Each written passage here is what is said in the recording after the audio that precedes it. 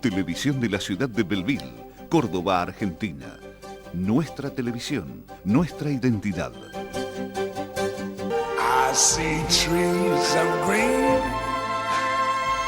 red roses too. I see them. Ya nos encontramos con amigos de la CGT regional en un momento del país en donde está, sobre todo en el conurbano bonaerense, muy álgido el tema. Hemos visto imágenes de movilizaciones importantes, no sé si tiene ya nuestro señor director algunas imágenes de lo que ha sido el 7 de marzo, una movilización que convocó la CGT, la Confederación General del Trabajo a nivel nacional, y que reunió, de acuerdo a distintas fuentes, algunos dicen 200.000 personas, otros 500.000, otras 300.000. La realidad es que, fíjese, en esa fotografía es incontrastable la materialidad de la gente, es decir, ahí no hay dibujo, ahí no hay películas, eso no es Hollywood, eso es gente real en las calles de Buenos Aires.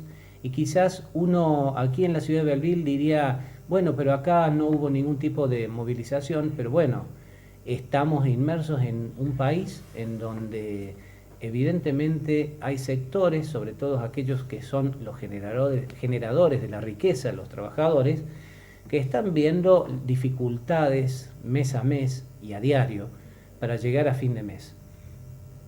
Digamos simplemente que da la impresión de que antes uno, ganando mucho menos dinero por el salario, por el sueldo, compraba más. Y hoy en día quizás gana mucho más dinero, pero compra menos. Eso genera evidentemente un montón de situaciones internas en las familias, y justamente los representantes de los trabajadores, los responsables de esas familias, están aquí esta noche con nosotros. Francisco Argüello, Daniel Ballini de la UPC, Francisco Argüello de la UOM. Hemos hablado alguna vez, Francisco, acerca de que quizás a veces en Belleville no se nota demasiada esta situación por el hecho de que, por ejemplo, el sector metalúrgico está muy vinculada a la metalmecánica y en particular al tema agropecuario.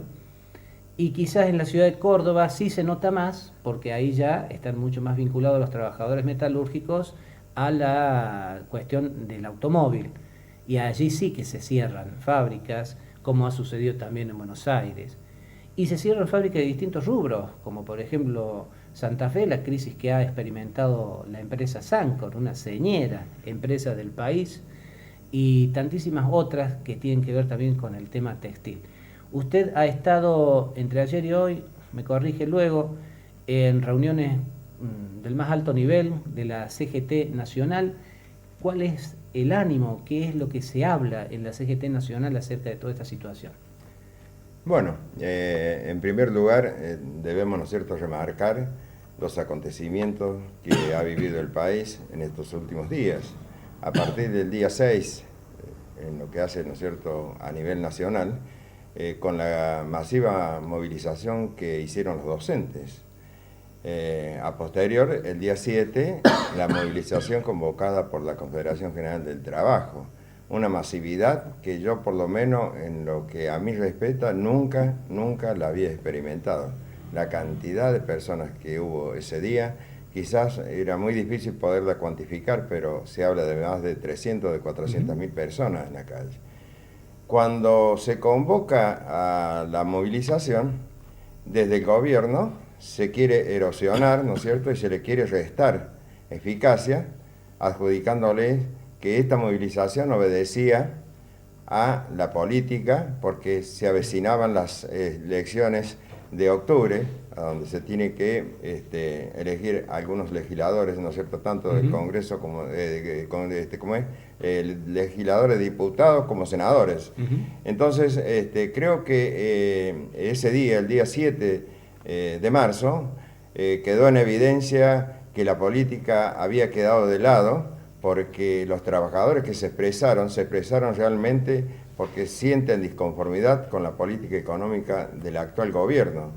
No solamente se expresaban aquellos que han perdido el trabajo, sino también aquellos compañeros que hoy, a pesar de estar trabajando, viven la incertidumbre porque no saben si mañana van a poder seguir conservando su puesto de trabajo.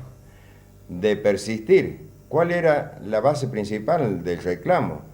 Era precisamente pedirle al Estado Nacional de que frenara la entrada indiscriminada de lo importado, porque ya se había, en el caso particular de la Unión Obrera Metalúrgica, se habían perdido más de 250 puestos de trabajo en un solo golpe con la empresa Van Gogh, cuando el gobierno nacional eliminó los aranceles para que ingresaran las computadoras al país a un precio mucho más inferior del que cuesta producirlas aquí en la Argentina. Pero eso significaba dejar trabajadores en la calle. Yo recuerdo cuando pasaba siempre por Retiro y veía los containers apilados, yo decía, en cada container de eso hay un puesto de trabajo menos en la Argentina. Y hoy lo estamos viviendo nuevamente, porque me tocó venir en estos últimos días 2 veces desde Buenos Aires y la cantidad de camiones que vienen trayendo el transporte de los containers es infinita. Entonces, eso es lo que nos tiene que preocupar de sobremanera y es lo que tiene que entender el gobierno y saber leer, ¿no es cierto?, la expresión de los trabajadores que se han manifestado en la calle. Creo que esa es una de las bases principales, sin perjuicio de ello, lo otro que significa de que estamos prácticamente en víspera de poder entrar a discutir paritarias y el gobierno pareciera ser que con el argumento de que quieren bajar la inflación, prefieren que los salarios que se discutan no estén por sobre del 18%, algo que es totalmente irracional porque no solamente tenemos que verificar la inflación futura, sino la pasada, que significó a partir del advenimiento del actual gobierno, cuando produjo la devaluación del peso. Entonces, de esa manera, allí empezó la debacle de los ingresos del poder adquisitivo de los salarios de los trabajadores. Aumentaron antes de que se hiciera la devaluación, aumentaron a posterior de la devaluación y después vino el tarifazo.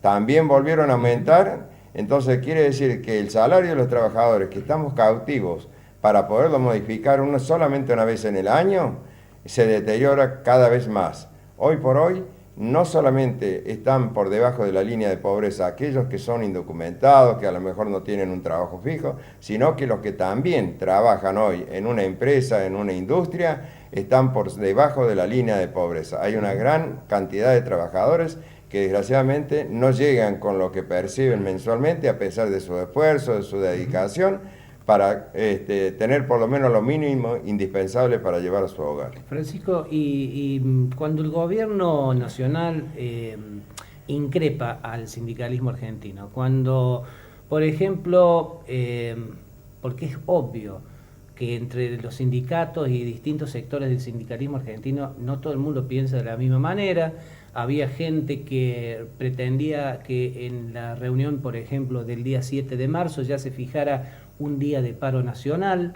había sectores que consideraban que no era conveniente anunciarlo en ese momento y eso generó una situación de conflicto. Ahora, el gobierno utiliza esta situación para amplificar eso que en definitiva es una anécdota, con la finalidad de decir, miren, la clase de dirigencia que tienen los trabajadores con esta gente, no se puede tener a esta gente de interlocutores válidos. Además, fíjense, vienen en unos autos Volvo, que realmente cómo van a tener tanto dinero, y por si eso fuera poco, son antidemocráticos porque no tienen posibilidad de las minorías en cada sindicato. El gobierno salió con todos sus operadores, es decir, desde aquellos que son funcionarios hasta el escritor Fernando Iglesias diciendo de que el sindicalismo argentino es corrupto. Digo, frente a esto, ¿cómo posicionarse, cómo, digamos, continuar esta protesta en el marco de una sociedad que también uno a veces ve que casi como que lo contiene al gobierno, como que, yo no sé si decir que le da la razón, pero que uno tampoco ve demasiado apoyo al sindicalismo, ¿verdad? A eso voy. Sí, posiblemente les faltaron cosas a la organización de esa movilización. Por otro lado, yo estimo que se vieron rebasados en las expectativas, nunca Realmente. pensaron de que iba a haber tanta gente en la calle. Pero tenemos que saber, también entender que hay que ser respetuosos de las instituciones. La Confederación General del Trabajo es la única entidad que puede hacer una convocatoria de un paro nacional. Y lo demostró, creo. Y lo demostró. Entonces, yo creo que hay que saber respetar. Es más, utilizaron lo último que ocurrió en el escenario para tapar la realidad de la masividad que fue la movilización. Porque yo no escuché a nadie, ningún organismo del Estado o la prensa adicta al gobierno decir qué cantidad de trabajadores hubo en la calle. ¿Por qué no lo dijeron? Porque no les convenía. Entonces, claro, valía más, ¿no es cierto?, los desmanes que se produjeron en último momento. Entonces, de esa manera se erosionaban el argumento para el cual habían sido convocados los trabajadores. Pero si nosotros tenemos en cuenta los que tuvimos la oportunidad de estar en ese momento allí, tenemos que saber que si hay 400.000 trabajadores en la calle y 100 se manifiestan en forma violenta, debe prevalecer lo que hicieron los otros 390.000, y no lo que hicieron 100 trabajadores. Por otro lado, quienes se manifestaron de esa manera violentamente no tenían ni siquiera una pancarta o una, alguna identificación que respondiera a una organización gremial. Los trabajadores no destruyen. Y ha quedado palmariamente demostrado que la organización de esta movilización salió totalmente ilesa, ¿no es cierto?, en lo que hace y lo que en otras épocas solía pasar, que asaltaban vidrieras, que asaltaban comercio, rompían vidrios, rompían todo lo que se encontraba a su paso. Es que no hubo absolutamente ningún acto de violencia de parte de los trabajadores. Dio la impresión de que hasta los comerciantes los apoyaban. Exactamente. Porque decían que le vendían gaseosa, le vendían facturas. Bueno, estaba en los lugares de la calle donde estaba, ¿no es cierto?, la gente, por entre medio de ellos estaban los kioscos vendiendo choripán o, ¿cómo es que se llama?, hamburguesa. Y a nadie le tocaron absolutamente nada. Entonces los trabajadores no iban con la idea, ¿no es cierto?, de producir desmanes. Iban realmente a expresar la bronca, a expresar la desconformidad. Es más, iban los trabajadores que a lo mejor no lo votaron el gobierno, pero también fueron aquellos que le dieron el apoyo y que hoy se sienten defraudados. Antes de pasar con la situación de los docentes, que es realmente el tema central también de estos días en la nación y en nuestra provincia, la pregunta de cajón frente a lo que recién le decía, estas contestaciones que vienen desde el orden gubernamental. ¿Es cierto de que sectores políticos y sindicales, entre los cuales evidentemente también está la CGT, lo que buscan es desestabilizar al gobierno nacional de Mauricio Macri? No. Yo creo que los dirigentes expresan lo que las bases le manifiestan. O sea, las bases son las que desde abajo llevan y empujan, digamos así, a los dirigentes sindicales, porque como siempre se dice, o con los dirigentes a la cabeza o con la cabeza de los dirigentes. Eso y se todos saben. mucho. Eso se sabe, eso es muy sabido, ¿no es cierto?, de que nosotros tenemos que escuchar a nuestras bases y saber cómo están viviendo, cuáles son sus vicisitudes. Entonces, de esa manera nosotros trasladamos hacia otros organismos, digamos, superiores a nosotros, y así ellos también lo llevan al seno de la conducción nacional de la Confederación General del Trabajo. O sea que lo que ellos están expresando en las calles es lo que realmente las bases están, ¿no es cierto?, en este momento prefiriendo, ¿no es cierto?, de que se exprese. Y quizás le faltaron dos cosas. Por un lado, estuvo mal organizado el palco. Nunca pueden poner el palco en un lugar a donde estaba. Tendría que haberse puesto con espalda a la Casa Rosada y con la Avenida de Mayo. Seguro que lo hubiesen llenado, hasta el Congreso hubiese llegado a la manifestación por la cantidad de gente que había. Entonces todos teníamos la posibilidad de escuchar a los oradores. Si nosotros que estábamos a un costado casi prácticamente no los escuchamos. Ni siquiera sabíamos quiénes estaban arriba del estrado. Entonces les faltó organización. Es más, he sabido que los oradores o de los que están arriba del estrado son los que tienen que tener al frente de ellos las organizaciones gremiales que ellos representan para evitar de que se produzcan estos desmanes que se produjeron. Porque los que fueron y que pusieron una cruz en el atril de la CGT ya lo llevaban hecho de antemano. Entonces ya iban con la idea de generar un hecho de violencia para tratar de desmanecer. Hasta daría la sensación de que eran infiltrados, mandados precisamente para crear, ¿no es cierto?, esa desestabilización y quitarle el brillo que tuvo realmente la movilización que se realizó. Ballini, la situación de los docentes no es menos importante ante lo que ha sido no solamente la falta de la paritaria nacional, que por ley debía darse y no se da, sino también acá a nivel de la provincia de Córdoba, con esta denuncia que hacen ustedes en relación a que Schiaretti sigue sin cumplir las actas firmadas y que en este momento sigue generando la dificultad para establecer el salario que ustedes están reclamando. ¿Qué lectura hace de estos días que ya se han hecho de huelga docente frente a los días en que además habrá también protesta del sector? Bueno, la verdad que nosotros estamos sorprendidos por la falta de responsabilidad del gobernador, ¿no? Hemos escuchado en varias ocasiones que el gobernador plantea que deberían iniciarse las negociaciones con anterioridad para evitar el no inicio de clase. Uno piensa, bueno, un gobernador novato, en realidad... experimentado, obviamente. Y nosotros hace de julio del año pasado que estamos pidiendo sentarnos a dialogar. Lo que más llama la atención es que este gobernador le ha reclamado al gobierno nacional durante años que se siente a dialogar con Córdoba para resolver los problemas de los cordobeses. Y no se siente a dialogar con los trabajadores para resolver el problema de los trabajadores. La verdad que es una cuestión bastante compleja. Y por otro lado, acá no hay una cuestión de voluntades, acá hay una cuestión de ley que no se está llevando adelante, que no se está cumpliendo y el gobernador está fuera de la ley. No ha cumplido las actas, ha reconocido públicamente el ministro de Educación que no ha cumplido las actas. Las actas son leyes que se firman y se homologan en el Ministerio de Trabajo. Y ahí es cuando son para leyes. Que se transforme en ley. Exactamente. Esa acta que se transformó en ley tiene un cumplimiento efectivo. Y es más, el Ministerio de Trabajo las homologa y debe ejercer ese control para que esa ley se cumpla. Bueno, nosotros en los próximos días estamos evaluando también la denuncia al Ministro de Trabajo por por irresponsabilidad como funcionario público, porque él debería haber hecho cumplir una ley que no se cumplió, dos leyes en realidad.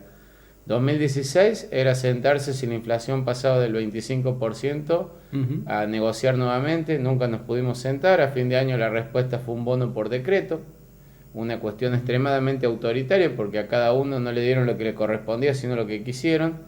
De hecho los jubilados dieron la mitad de lo que dieron los activos, que nosotros siempre hemos bregado para la unidad en la distribución, siempre nos hemos quedado con menos los activos pero hemos tenido lo mismo que los jubilados. El jubilado para ustedes es un afiliado más. El jubilado es parte de nuestra organización, es un compañero más adentro y forma parte de las estructuras orgánicas del sindicato y toma decisiones al lado nuestro, entonces es un compañero más. Y ese compañero el año pasado le dieron el 24,9% y la provincia, por lo que han expresado verbalmente y mediáticamente, porque en papel aún a hoy 15 de marzo no tenemos una propuesta en papel, que el ministro dice, bueno, es una cuestión de formas, ponerla en el papel, pero la propuesta no está. Para poder yo bajar a algo a discusión con la base, necesito que el gobierno la formalice y no que la mediatice. Igual y siempre, hoy no hay nada. Siempre es la propuesta, está bien, digamos, desde el punto de vista formal no hay nada, pero desde el punto de vista mediático se sigue hablando del 18%, pero también, porque esto es importante que la comunidad lo entienda, porque cuando uno recibe la información de que el gobierno le da el 18% y el docente el día siguiente hace paro, a uno como padre lo indigna porque dice, caramba, pero si ya le dio el 18%, bueno, es importante, Daniel, decirle a la comunidad de toda la región de que cuando uno habla o se habla del 18% es 18% dividido en 3 y claro, que la última parte de ese 18% es para octubre. Para... Supuestamente lo que plantean verbalmente, por eso digo, por para eso, tener claridad de que tiene que estar escrito. Entonces vos sabés cuál es la fecha y cuál es la otra fecha. Bueno, pero generalmente lo que están planteando es dos tramos. Lo que le hicieron al CEP, están planteando trasladarlo al sindicato. Es en febrero y en agosto. 11% en el primer tramo, 7% del segundo. O se lo cobran en septiembre el último mes. Exacto, con reconocimiento de la inflación del año pasado de 1,5 puntos. Digamos, ¿a quién se le ocurre que el año pasado un jubilado que tuvo el 24,9% va a tener un 1,5% de reconocimiento de antigüedad? Pero a partir de ahora, porque también lo que plantean es que la deuda de noviembre a febrero se pague en 3 cuotas que sean no remunerativas. El Estado provincial que está incumpliendo las leyes, nos quiere pagar en negro para que los jubilados no cobren la parte que nos pagan. La verdad es vergonzoso. En realidad el Estado es el fiscal que debería controlar que nadie pague en negro. El que nos cobra los impuestos, el que Claro. me dice usted está en falta, usted tiene que cumplir, Claro. y él quiere estar incumpliendo. Entonces por eso no lo pueden poner en papel. Porque es tan ridículo lo que quieren hacer y Ahora es tan yo tengo vergonzoso una que foto- si lo ponen en papel es una dificultad para el Ballini, Estado legal. Tengo una fotografía para usted, no sé, señor director. Hay una fotografía del ministro de Educación, Esteban Bullrich, junto con el ministro de Educación de la provincia de Córdoba. Es una fotografía muy reciente, en donde se hace el lanzamiento de un programa relacionado a la informática. Estamos hablando del ministro de Educación, Graubach. Recién la pasó, señor director. Era para pasarla de nuevo. Ahí están. En un lado, el ministro Graubach, y del otro lado, el ministro Bullrich, a nivel nacional de educación. Digo, a veces uno cuando encuentra estas situaciones entiende de que, sin que a uno le expliquen demasiado, coinciden bastante, tanto Bullrich como Graubach en líneas generales, o uno está engañándose. Yo creo que no es que coinciden bastante, están aplicando la misma receta. Y lo que yo tengo duda es si Bullrich le pasa la receta a Graubach o Graubach se la está pasando a Bullrich, porque no nos olvidemos que Bullrich antes fue ministro de la provincia de Buenos Aires, de la ciudad de Buenos De la Aires. ciudad de Buenos Aires, sí. Y era un gran admirador del ministro Graubach cuando el ministro Graubach ya estaba como ministro. Entonces, digamos, acá nosotros lo que queremos dejar claro es que esto no es en contra de un gobierno, esto es en contra de una política de resolución, porque ni siquiera acá es un problema económico. Ujú. Lo que está claro es que el gobierno de la provincia ha decidido tomar a los docentes como enemigos públicos, incumplirle todas las leyes que han firmado, y no solo esto, sino querer dejar cautivo a los chicos, porque acá, digamos, es muy complejo. Ahí me han pasado un diálogo de un carnicero que vendía carne con uno que le iba a comprar, le quería pagar menos de lo que valía porque le tenía que dar de comer a sus hijos, y le dice, no me tomé de rehén a mis hijos, pero en realidad, en esto, no es que nosotros tomamos como docentes de rehén, nosotros somos trabajadores. Un trabajador, no es como dice la vicepresidenta, si yo fuera docente y ganara 9.000 pesos iría a trabajar. Es fácil decir eso ganando más de 160.000 pesos. El tema es que con 9.000 pesos un docente, en este caso en la provincia de Córdoba 12.000, está por debajo de la línea de la pobreza. ¿Y qué sucede? Un docente pobre, ¿qué tecnología puede adquirir para educar en estos tiempos? Para graficarlo, Ballini, porque me parece muy importante, porque, insisto, creo que a la sociedad hay que decirle bien lo que sucede, e insisto que a veces desde el punto de vista comunicacional quizás el gremialismo no lo comunica bien, porque, insisto, la gente cree que el 18% es ya. No existe. ¿Está? Bueno, no pero está. eso es lo que cree la gente. Entonces, si por ejemplo un docente que cobra 12.000 pesos actualmente, se le aplicara la fórmula que mediáticamente se conoce desde la provincia, quiere decir que tendría un aumento, porque sería el 10%, pongámosle el 12% al principio, sería sobre 12.000, serían 1.200 pesos más. Es decir, que en abril o mayo, mejor dicho, en mayo, estaría cobrando 13.200 pesos. Digo, ¿cuál sería la diferencia? No se entiende cuál es Hablamos la de diferencia. moneda, digamos, la dificultad acá está en discutir pobreza. Y por otro lado, digamos, nosotros vemos con mucha preocupación que el gobierno nacional también haga lo mismo, porque, digamos, están desviando una ley que hay de paritaria, que tampoco existió siempre, porque también por ahí uno piensa que los derechos que tiene adquiridos son de siempre, y la ley de paritarias empezó en el 2005. Remontada por el anterior gobierno y que hacía del 95 al 2005 que nosotros no recibimos ningún aumento. En el 2005 se abrió la ley de paritaria y tuvimos aumento. Ahora, esta discusión que va por ley no es si a la gente le gusta, si a la gente no le gusta, si el gobierno lo quiere o no lo quiere. Hay una ley, la ley hay que cumplirla, por lo cual uno pretende que nos hace cumplir la ley a nosotros, primero la Igualmente cumpla. el gobierno nacional dice de que ustedes, los docentes, nunca ganaron como ganan ahora. Pero permítame, luego del corte le voy a explicar por qué.